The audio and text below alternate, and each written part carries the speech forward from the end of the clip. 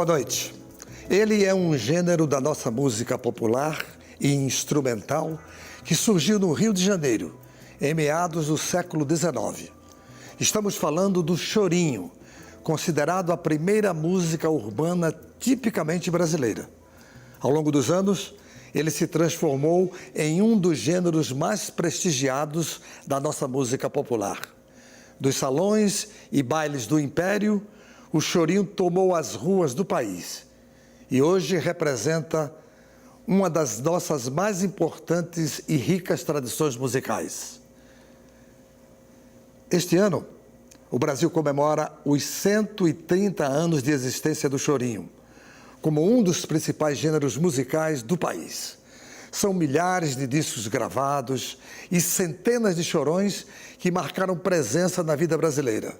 Além de ser um gênero musical rico e complexo, o chorinho também é um fenômeno artístico, histórico e social. Mas como será que ele chegou ao nosso país? E como preservá-lo para as futuras gerações? Para refletir sobre os 130 anos de existência do chorinho, a Opinião Pernambuco de hoje traz para o debate o músico bandolinista Rafael Marques, representante da nova geração do choro, o flautista e compositor José Arimateia e o radialista e pesquisador da cultura popular Maurício Barnazulfo. Durante o programa, vamos contar também com a participação do grupo de choro Osmar Ferreira e seu regional.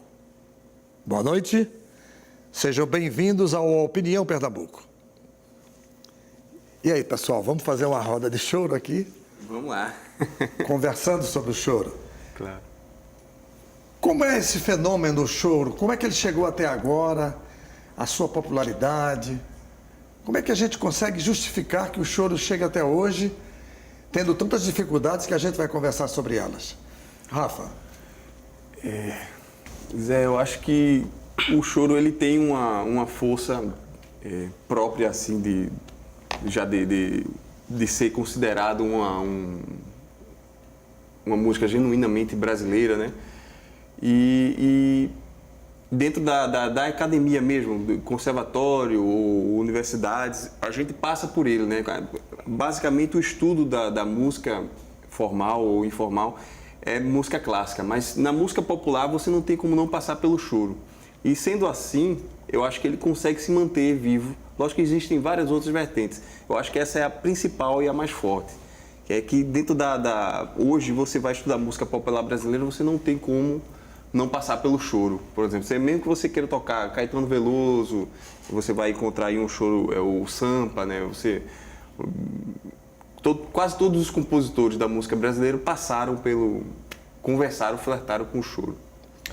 José Arimateia, você que é um grande defensor, tem feito um trabalho aqui no nosso estado com aquela turnê que você fazia com o choro pelas cidades, assisti você em Olinda, né?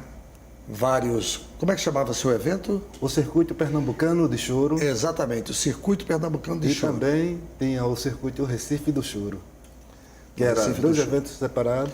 A gente pode falar de uma evolução do choro ao longo dos anos? Podemos, sim. A evolução do choro, porque quando foi o início do choro, os acordes, primeiro, vamos falar do acompanhamento, eram os acordes chamados camisões, né? Aqueles acordes simples. E hoje, 130 anos depois, a transformação dos acordes em dissonâncias mais aperfeiçoadas, isso já vem numa evolução crescente até os dias de hoje. Quer dizer, então, o choro vem sempre evoluindo. E com a geração nova, com novos fraseados, porque o fraseado do choro, por ser uma música de difícil execução, e a música, como o Rafael falou, que deu início à música popular brasileira, né? Assim, o primeiro movimento popular foi o choro, porque era uma música tipicamente regional do Rio, no caso, que se expande em todo o Brasil. E A evolução do choro até o dia de hoje vem a partir daí com novas gerações se turmando, novas frases, a turma procurando se aperfeiçoar para executar as frases do choro, que não é muito fácil. Aí desperta o interesse dos jovens, né? Quando o jovem entra no choro, na roda de choro, ele vê uma coisa que chama a atenção, ele vai para casa estudar para se enquadrar no sistema do que é o gênero choro, né? Que o choro é um gênero, onde tem vários ritmos, tem a polca, tem a valsa, tem o valsa. Aqui a gente até inclui baião, né, na roda de choro também. Exatamente. Maurício Banazufo, você é pesquisador, 130 anos, é muita história. Do início e quais os ciclos que você apontaria assim que o choro foi galgando patamares para chegar hoje a ser uma música popular brasileira da maior importância para a música do nosso país? José Mário, eu coloco nesse caminho do choro os elementos históricos que levaram o choro a se tornar um gênero musical tipicamente urbano e um gênero musical brasileiro consolidado com muita excelência, com muito requinte, porque o surgimento do choro ele está ligado diretamente, isso no contexto histórico, à chegada da família real portuguesa ao Brasil em 1808. Então, com essa família real portuguesa, com a corte, chegaram ao Brasil os instrumentos europeus, como o violão, o cavaquinho, o piano, o clarinete, outros instrumentos. E também os instrumentistas, que executavam esses instrumentos. Também com a corte portuguesa, com a família real portuguesa, chegou ao Brasil a música que animava as danças de salão, as danças da elite europeia.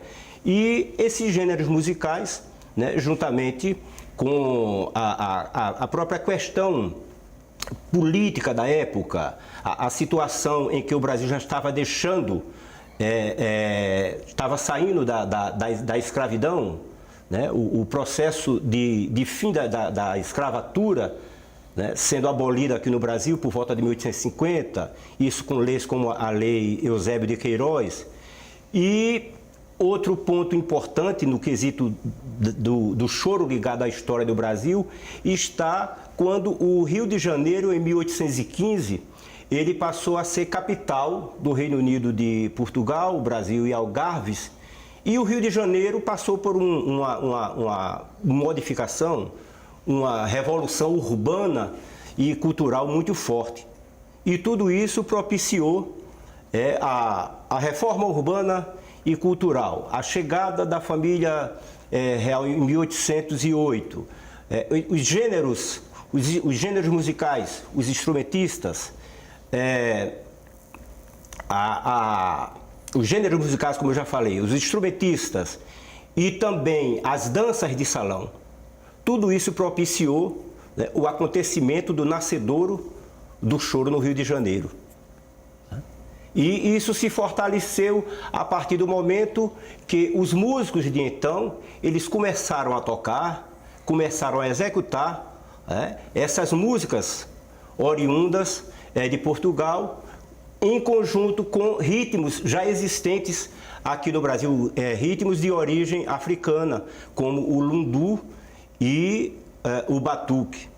Então, especificamente, o choro ele tem como essas origens estilísticas, esses gêneros europeus, trazidos a partir da corte imperial, com os ritmos africanos, de origem africanas, à base de percussão, como o lundu e o batuque, e outros gêneros que poderiam ser acrescentados, mas mais especificamente o lundu e o batuque.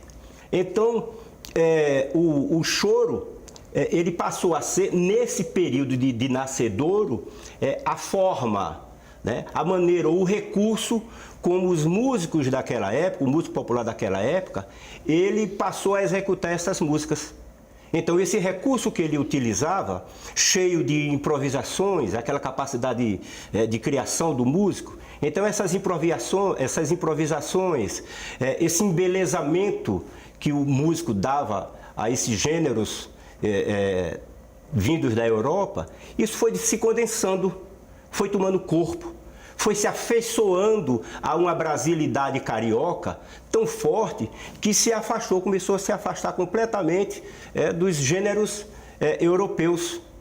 E foi se formalizando de uma maneira tal que se chegou ao choro, gênero musical, né? E isso se consolidando já em 1910, já encontrava-se o choro como gênero musical consolidado no cenário da música popular brasileira. Rafa, você como um representante da nova geração, diante dessa história tão rica, tão importante, né, essa evolução, a sua geração, como é que se comporta hoje em relação a esse passado e em relação ao futuro que você vê? Existem novas criações de arranjos, Existe. novas leituras do próprio choro, né? Legal, pergunta, Zé, obrigado. Também eu agradecer ao Maurício a aula, a pequena aula aí, que eu sou horrível de datas, mas é isso aí mesmo também. E, bem, hoje o choro, assim, a minha experiência com o choro que eu posso falar, né? Eu acho que para manter o choro vivo, um dos principais recursos, ainda pegando aquela sua primeira pergunta, é a formação de público. A gente tem que ter escola dando aula de choro. As cidades que têm escolas dando aula de choro, a gente vê mais gente indo ao choro que acontece nos bares, porque a turma passa a conhecer, gosta de tocar um instrumento. Quando vai para o bar, as músicas que estão sendo tocadas eles conhecem, né? E isso cria interesse nas pessoas. Rio de Janeiro tem a Escola Portátil, tem a Casa do Choro. Brasília tem o Clube do Choro, né? Tem a Escola Rafael Rabelo, que são lugares que criam, que formam alunos, não que sejam profissionais da música, venham a ser profissionais da música um dia, mas que vão ser apreciadores do estilo, né? E eu, ano passado, eu fiz esse circuito com o meu último disco, que é um trabalho solo. Eu fiz Casa do Choro, eu fiz uma casa em Belo Horizonte também, que tem um movimento de choro legal também. Que eu Casa do Choro é em Brasília, né? A Casa do Choro é no Rio de Janeiro. Mas Clube tem do um em Choro, Brasília também. Clube do Choro é em Brasília. Clube do Choro. Fiz também o Clube do Choro e fiz uma casa em Minas Gerais. Fiz esse circuito tradicional de choro. Uma das coisas que eu acho importante, principalmente, é essa, é a formação mesmo em escolas, sabe? Escola de música, ensinar choro, não só música erudita.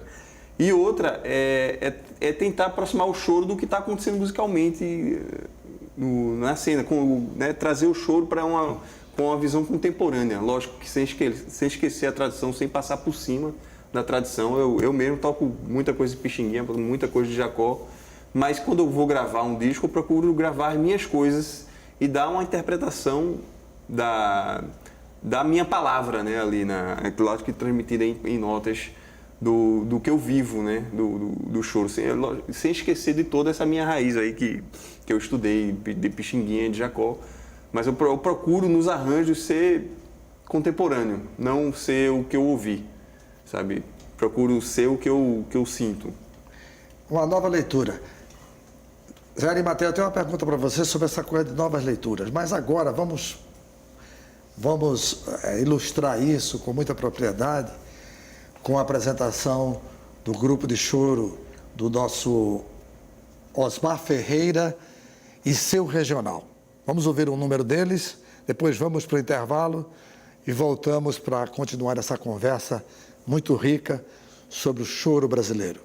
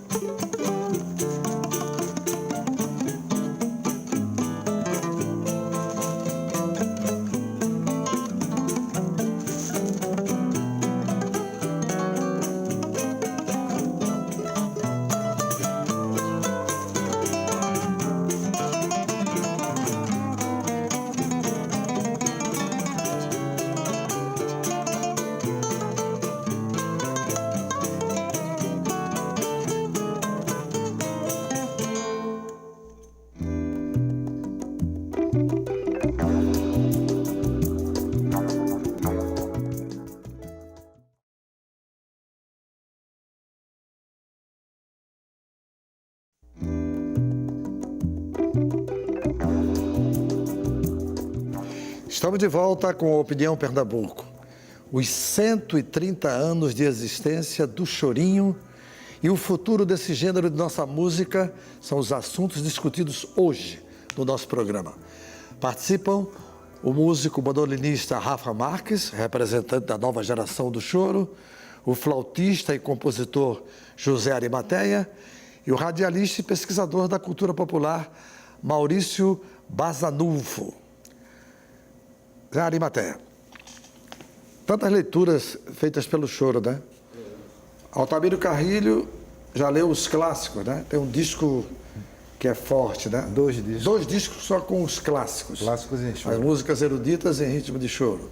Recentemente, Rafa me ajudou aqui nos instrumentistas, os Beatles. Os Beatles. Então, há possibilidade de leitura, né? De leituras. Você estaria numa geração intermediária entre o que o nosso pesquisador colocou aqui, né? Lá Pixinguinha, Ataúfo Alves, etc, etc, etc. Né? Isso. E agora o nosso Rafa, que já quer ver uma nova leitura. Qual é a sua leitura do choro como ritmo importante da música popular brasileira? Ele já diz tudo, o choro já diz tudo, porque do choro saiu o samba, o ritmo do samba, né? Quer dizer, o choro veio antecipa-se ao samba. Foi o berço. A tudo. O choro é o berço de tudo que se produziu de música popular aqui no Brasil. É o choro, é o berço. Antes do choro, como ele falou, o Henrique Mesquita, ele fazia os batuques, né? Os batuques. Começou com os lunduns, que era a música do negro da senzala, e os batuques.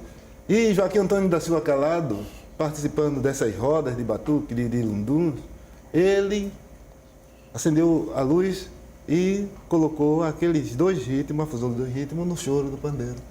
Aí criou o choro. E daí então veio todo esse pool de música, de ritmo, a partir do choro. Então, o que se produz de samba, frevo já veio depois do choro também, porque tudo isso também se dá, viu Zé? Origem nas bandas de músicas, que na época as cidades interioranas aqui no Brasil inteiro, né, quando veio o cultivo da cana-de-açúcar, tinha uma banda de música nas usinas, assim, em vários lugares, que o músico de sopro é que deu esse boom inicial do choro. É tanto que Joaquim Antônio Calado era o flautista da orquestra da corte. Joaquim Antônio da Silva Calado, flautista. E o choro veio entrar assim, o violão como solista, com João Pernambuco, que pouca gente fala disso, não é? João Pernambuco. O violão era só instrumento de acompanhamento. João Pernambuco já compôs para o instrumento. E hoje não tem no planeta Terra nenhum violonista, concertista que não toque uma peça de João Pernambuco. Certo. O nosso matuto aqui de Jatobá, né? E o cavaquinho já veio bem depois como solista também, né? Mas o primeiro instrumento solista do choro foi a flauta. A flauta. E lá veio vários flautistas assim. Veio o Patápio Silva, que foi logo após o Antônio da Silva Calado. Aí veio o Viriato, para poder entrar o piano de Nazaré, que já havia fazendo o tango brasileiro, né? Que é diferente do tango argentino. E as vertentes são parecidas, mas são diferentes. E daí veio Chiquinho Gonzaga, né? Também fazendo os batuques ou os lunduns. É tanto que no primeiro choro brasileiro, que chama-se Flor Amorosa, do Joaquim Antônio Calado, que posteriormente Catu da Paixão Cearense colocou letra, né? A terceira parte ele ainda vem com a levada do batuque.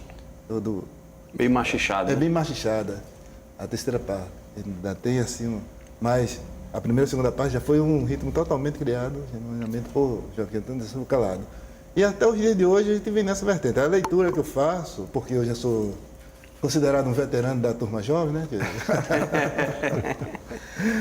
Eu que me influenciou muito a entrar no choro foi o nobre flautista Altamiro Carrilho.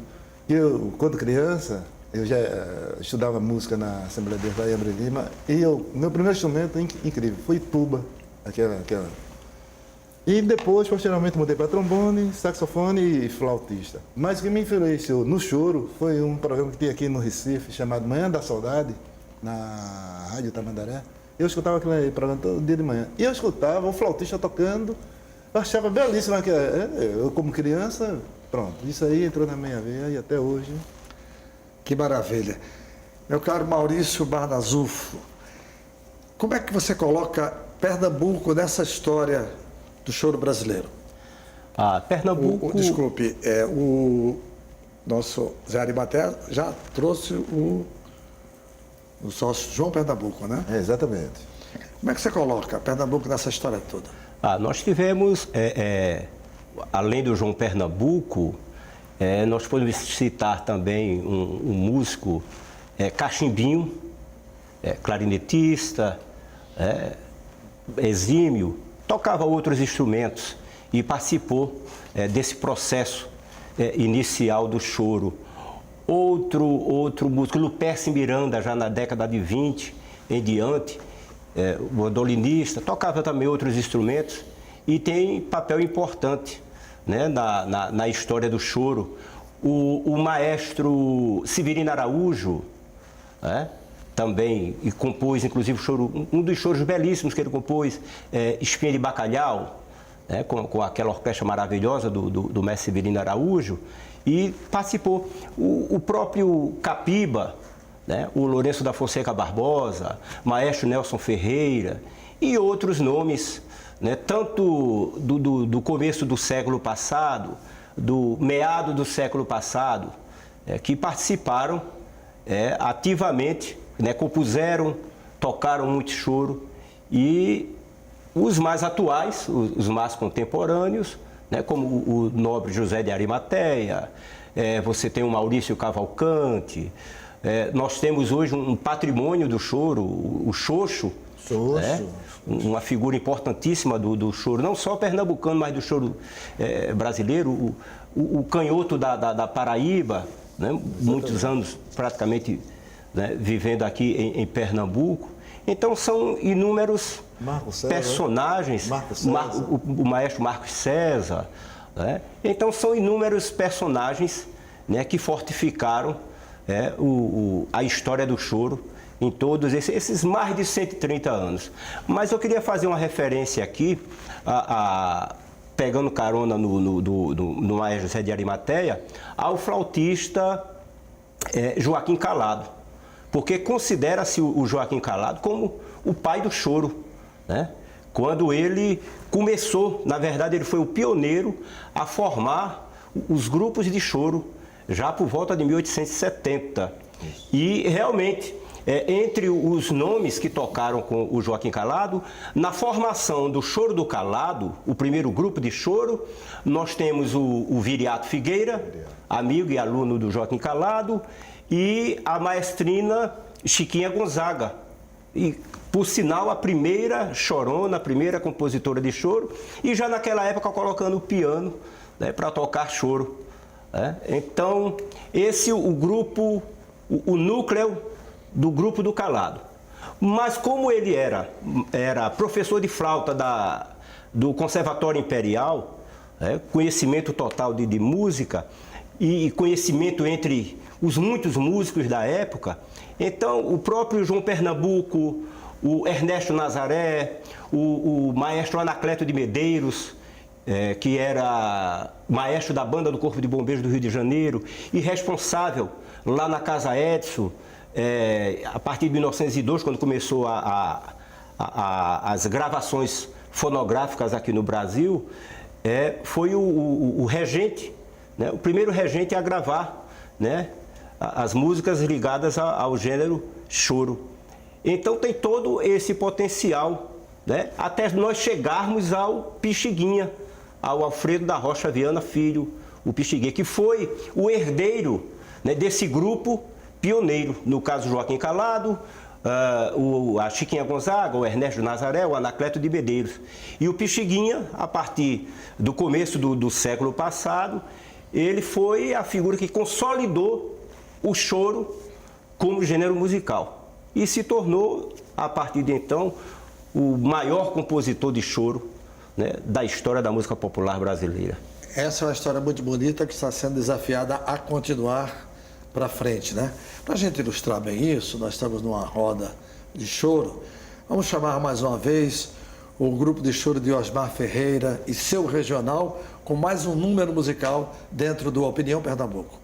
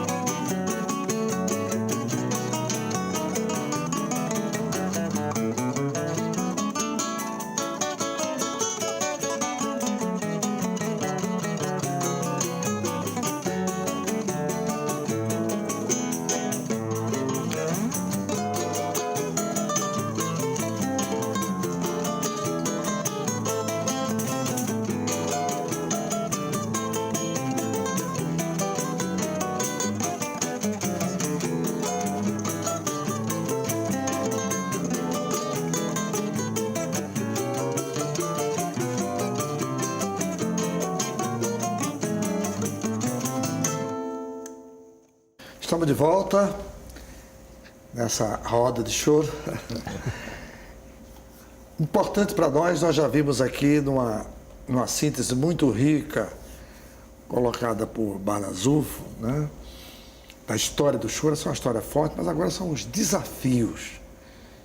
Você que lutou com o circuito pernambucano de choro e outras coisas, parou. Parou por quê? Dificuldades? Dificuldades, assim, a aprovação dos projetos, porque a gente depende do poder público para realizar um evento daquela grandiosidade, né? As empresas privadas não abraçam o choro como deveria, né? Influenciar como é que eu posso dizer? Sim, as empresas porque não tem acesso à grande mídia também, né? O choro não está na mídia, ninguém vai se interessar a apoiar um negócio que não está na mídia. Então, a gente depende do poder público na aprovação dos projetos para realizar um evento daquela grandeza. Realizamos 4 versões do Circuito Pernambucano de Choro, que foram na cidade de Goiânia, Igaraçu, Olinda, Pesqueira e Vicência. E agora vamos aguardar, né, Zé, para ver se... Porque isso é que dá o fomento aos músicos de choro. Os novos chorões estão chegando a ter onde apresentar suas novas músicas e criar público, formar público. Essa é uma história bonita, mas que continua tendo desafios. Nós vamos fazer um rápido intervalo e voltamos dentro de instantes com o bloco final do programa de hoje, do Opinião Pernambuco. Até já.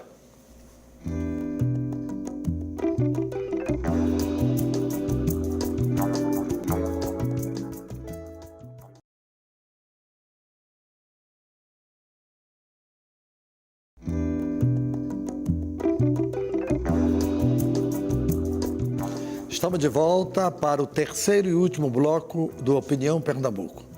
Os 130 anos de existência do Chorinho é o tema que está sendo discutido hoje no nosso programa. Participam o músico bandolinista Rafa Marques, representante da nova geração do choro, o flautista e compositor José Arimateia e o radialista e pesquisador da cultura popular Maurício Barnazufo. Eu gostaria de dedicar este último bloco a gente combater as causas que estão dificultando uma música tão importante para o repertório da música popular brasileira a continuar alcançando as grandes massas, se não as grandes massas, pelo menos um público significativo. Eu acho que, na minha opinião, Recife está um pouco abaixo do que Brasília já faz, né? Casa de choro. Uhum.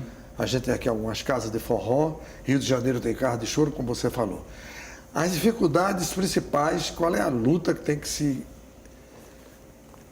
travar para que o choro saia? Pode começar. Posso começar, que eu acho que é legal. Como eu estava dizendo, Rio de Janeiro e Brasília tem escola e forma público. E aqui em Recife, eu acho que, em Recife não, no Brasil todo, a gente precisa entender que o choro, se não fosse o Estado ou o município, se não houvesse apoio de fundo de cultura, o choro não estaria onde está hoje, estaria bem menos. O choro hoje, ele tem um circuito. Se você sentar e procurar, você vai encontrar festival no Ceará, vai encontrar festival em São Paulo, no interior de São Paulo. O choro tem onde escoar. E geralmente são casas que têm patrocínios, né, de municipais ou estaduais, ou patrocínios da Petrobras, ou, por exemplo, a Casa do Choro, que tinha, né? E esses espaços, esses equipamentos de cultura estão perdendo esses patrocínios. Estão perdendo. Isso é um desastre. Isso assim, é uma catástrofe mesmo, porque é onde o choro pode ser escoado. São festivais como o de Arimateia, que podem começar a não existir mais. O de Arimateia tem alguns anos que já não é aprovado, mas só que a prefeitura, o Estado aqui continua aprovando outros. Menores, né? Mas pelo menos ainda existe festivais de choro. O Recife Carioso, a gente comentou até em uma que também faz tempo, né? O Choro na Aurora, Encontro de Bandolins e Violões, de Marco César. Existe. E eu tive uma experiência agora de independente, né? O último disco que eu gravei, segundo semestre de 2016, eu trabalhei com ele de forma independente, sem incentivo cultural nenhum, sem botar edital de nada. E eu vi que é praticamente impossível. Eu tive que associar com outras atividades que eu faço. A minha esposa é musicista também, é cantora, o nome dela é Isadora Mello. E a gente tentou fazer um circuito junto. Eu fazia um show meu de choro, eu montava a banda lá na cidade, não dava para caminhar com um grupo daqui, perto de um show dela, que eu toco com ela também, e perto de um show do Cordel do Fogo Encantado, que é uma banda que ela faz parte. Então, se não fosse isso, a gente não conseguia viabilizar. Sair de Recife a fazer um show no Rio de Janeiro, um show só não dá de choro. A gente tem que passar pelo menos um tempo para poder se capitalizar e procurar casa de gente. Então, se não tem apoio, fica difícil de você manter a coisa. E como a gente já conversou, a massa, a mídia de massa não está interessada em oferecer uma música mais requintada, né? Que desperte raciocínio até às vezes. A música de hoje é aquela música que só que o cara escuta logo da primeira vez, aquela pancada, a letra, sabe, que você ouviu e entendeu logo de primeira e que não tem nada para dizer, na verdade não tem nem o que entender, né? É só... Então a mídia de massa está interessada nisso, né? Não está interessada em desenvolver até educação mesmo, isso é cultura, ou sustentar culturalmente um ritmo. Zé Arimateia, e você? Como é que você vai escapando dessa dificuldade? Atualmente eu estou só aguardando o andar da carruagem, como diz a história, né? Eu estou aguardando Futura encerrar as inscrições, a gente vê se ele aprova o circuito pernambucano novamente para a gente fazer isso. E no mais, eu estou fazendo uma roda de choro lá na minha residência, lá em Abreu Lima, com os meninos lá que tocam cavaquinho nos grupos pagodes. A gente sempre no domingo à tarde a gente se reúne. Mas é pouquinha gente, 4, 5 assim, para manter, né, o interesse pela nova geração Ali. Isso é na cidade de Abreu Lima, isso eu estou falando é aqui perto, eu não moro aqui, eu moro em Abreu Lima. E lá eu tenho uma área lá em casa que eu dou aula de música para o pessoal e os meninos que tocam, a gente faz uma oficinazinha no domingo à tarde. Não é? Já é um berço para o choro não morrer. Isso. Mas veja, Barazufo, o choro nasce em berço esplêndido, né? Nasce nos salões do Império, né? Alcança as ruas, vira popular, tudo. E qual a perspectiva, com base nessa história que você vê hoje, a história contemporânea do choro? Eu acho que seria importante que nós voltássemos ao passado, quando os músicos, como o José de Arimateia vem fazendo lá em Abreu Lima, na casa dele, quando os músicos se reuniam lá nos quintais, né, dos subúrbios carioca, lá nas casas da Cidade Nova, para tocar de ouvido, trocar ideias. E daí foi que surgiu o choro e outros gêneros, como o samba. E trazendo isso para o dia atual, quero também pegar carona do que o Rafael falou, é que as rádios, as emissoras de rádio, as emissoras de televisão, mesmo sendo as emissoras não educativas, como é o caso aqui da TV universitária, mas que se houvesse a possibilidade de que a cultura popular brasileira, o folclore brasileiro, os artistas que compõem, que desenvolvem, que fomentam essa cultura popular, que eles tivessem espaço. Eu não tenho nada contra o que é descartável, apesar que eu vejo nisso uma coisa muito grave, porque tira, principalmente da juventude, a oportunidade de evoluir culturalmente. E culturalmente, diante de uma linguagem cultural ou folclórica que está no sangue, que está no DNA desse povo, principalmente do povo periférico. Por exemplo, onde é que surgiram os blocos carnavalescos do Recife? Onde é que surgiram as escolas de samba? Os outros foguetes populares, os que ainda estão resistindo, por exemplo, o cavalo marinho, né? Nos subúrbios, na zona da mata, ou seja, no meio do povão. Então, esse processo de definhamento, por falta de compromisso, de interesse, e o interesse só no descartável, isso é muito grave.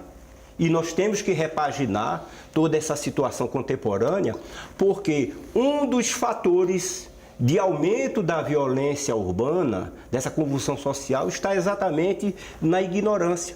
E eu acho que um recurso barato que o próprio governo, seja nas 3 esferas, teria, seria exatamente esse. Investir maciçamente para que essas camadas da juventude contemporânea tivessem acesso a toda essa gama de informação cultural. Então, isso é muito grave, né? E fica muito mais grave quando nós temos, numa conjuntura política atual, um governo que não tem nem o Ministério da Cultura, né? E que o Ministério da Educação ele vem passando por um processo de atrofiamento altamente absurdo. Então, isso é muito grave. Porém, as figuras relevantes na sobrevivência de vários gêneros, de vários elementos culturais da nossa sociedade, do nosso povo, devem continuar de cabeça erguida com essa batalha, como é o caso de José de Arimateia, como é o caso do Rafa e de muitos outros representantes da cultura popular brasileira. Você com os seus programas, a TV universitária com esse compromisso de formar o cidadão brasileiro por intermédio da cultura e da educação, e muitos outros atores, radialistas, músicos, brincantes, presidentes de agremiação, né, de cabeça erguida e lutar de forma incansável para a manutenção da nossa riquíssima cultura popular brasileira, que talvez aí esteja um dos elementos para o sustentáculo de que o Brasil possa continuar como um país livre, independente e rico em cultura popular. Estamos nos aproximando do final do programa, mas vamos ainda a mais um número do grupo de choro de Osmar Ferreira e seu regional.